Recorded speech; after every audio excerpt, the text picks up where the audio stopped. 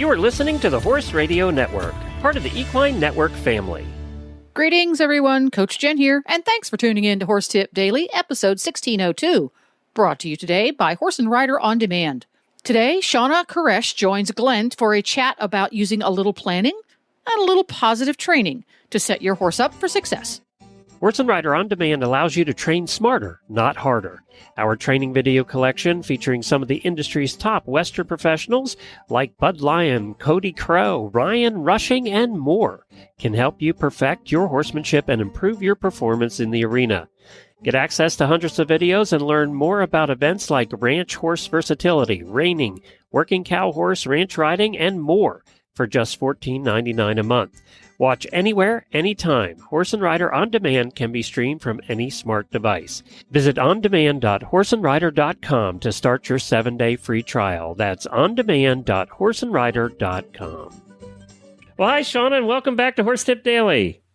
Hi, Glenn. Thank you so much. It's nice to be here. I want to remind everybody, if they missed your first tip, they can go back to Horse Tip Daily and just search your name. There's a drop-down menu of all the experts on the left side of the page.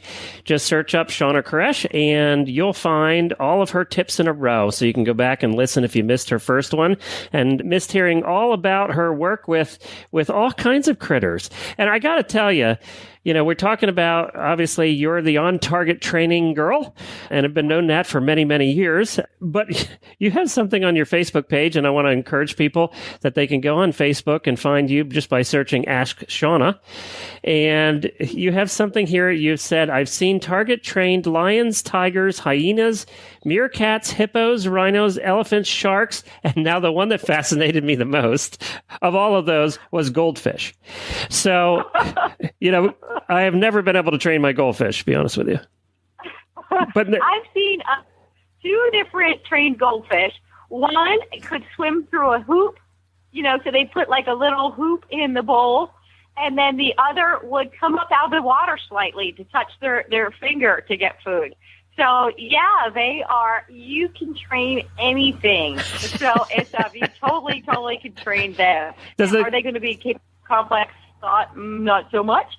But they can train, you can teach them basic things, so for sure. Does the clicker work underwater? When I was at SeaWorld, we actually used, we had dog whistles, and they're high-pitched whistles, and we could blow those underwater, and they would hear them underwater. Oh, wow. Well, I guess that's how they communicate, is with those high-pitched sounds, anyway, the whales and things. So, exactly. Yeah. I'm not too sure about my goldfish. I think they just poop and eat. I think that's pretty much it. If that's considered trained, then I have the best trained goldfish in the country. Yeah, when in doubt, I just go with, if I'm doing a clinic and everything's gone wrong and they're smelling, something they shouldn't, you're just like, okay, smell that horse, and act like that's what they're supposed to do. All right. So what are we talking about today? Well, today I just kind of wanted to point out something that is one of the things I try to think about in every single session I do. So that's what I thought I'd share for today. And that is to set your horse up for success or set yourself up for success. So that seems fairly obvious as you think about it. But basically what I want to do, like if I'm training, I want to do whatever I can to get something worth reinforcing. Again, I'm positive reinforcement-based training. And that doesn't mean I don't use traditional horse training, but I'm adding in the positive reinforcement. That's the part of the equation that comes from SeaWorld. It's a little different. But I need to set my horse up for success so I can get something worth reinforcing. So I try to think of each and every scenario, like, okay, so let's say I'm training a horse to stand still for clippers. And so what I'm going to realize is I need a horse to stand still. So is it going to be best to do it before he gets turned out, or the time he's normally turned out, or when everybody else is getting fed? No, I realize what I want with that behavior, I want a quiet behavior. I want my horse to have burnt off all his extra energy. So one of the things I could do to set him up for success is to make sure that he gets turned out or he gets plunged or exercised or something, and I'm going to do it at the place where I feel like he's going to have the most success. So I want to burn off that extra energy. So if I'm working on a quiet behavior, I'm going to have a more quiet horse. And then I also try to think about like places that, maybe it's not best to do it right next to the horse who he always, fights with or plays with. But maybe it's best to do it in the cross ties. Or maybe he already has problems in the cross ties and it's best to do it in his stall. Or whatever it might be where I could set him up for success. So those are things I try to think about in each and every training session. So I think that sometimes we take it where it is, but if you can do those things, it will help you to get a better behavior. And the more they get to rehearse the correct thing, the more you're going to see the correct thing. And the more I get a chance to reward it, and I've just increased the likelihood of seeing it again. Now, on the opposite side of that coin, let's say I want a horse who I'm working on upward transition. You know, he's not so good at his canter depart, let's say, or whatever it might be. And so in that situation, I want that horse to have all that energy. So I may not turn him out for the day and come out a little bit later and ride him when I have more energy, which is going to add to what my target behavior is. So, and again, I'll still try to think about going to the place where he tends to be the best, you know, and you know, if he's better in one ring or a better place, but I'll utilize that energy. So if you can just think about those things for all of your behaviors, it can help set you up to succeed. It can help set your horse up to succeed. And as we use these tools right out of the chute, down the road, while at first maybe I only work on clipping my horse after he's been turned out and it's in the afternoon in his stall, let's say, you know, whatever has worked and I've had success, pretty soon you need to start saying, but now I need to be able to clip you anytime, anywhere, whether you're fresh, whether you're quiet.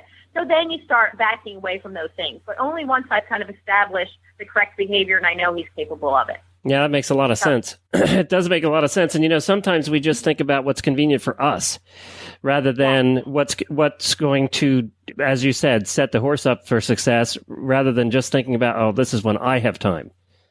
Exactly. And then we end up making a mountain out of a molehill sometimes. You know, you've gone down this road and now you're committed. Right.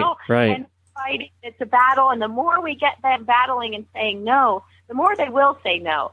So it's been proven that the more they rehearse the behavior, the stronger it is in their repertoire. So it just takes more to rebalance those scales and to get them back back and lined up and get more reinforcement on the other side. So using those things and putting that extra time in.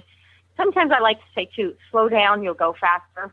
And that's one of those things where it's like, slow down, take the time, do what you can to make it work. And in the long run, it's going to move along so much faster.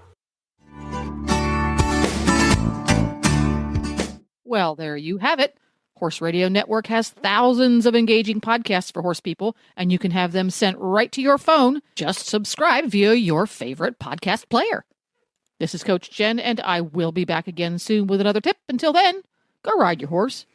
The Horse Radio Network and the Horse Radio Network hosts are not responsible for statements made by guests on the Horse Tip Daily. Please use your own judgment when listening to the tips on this show.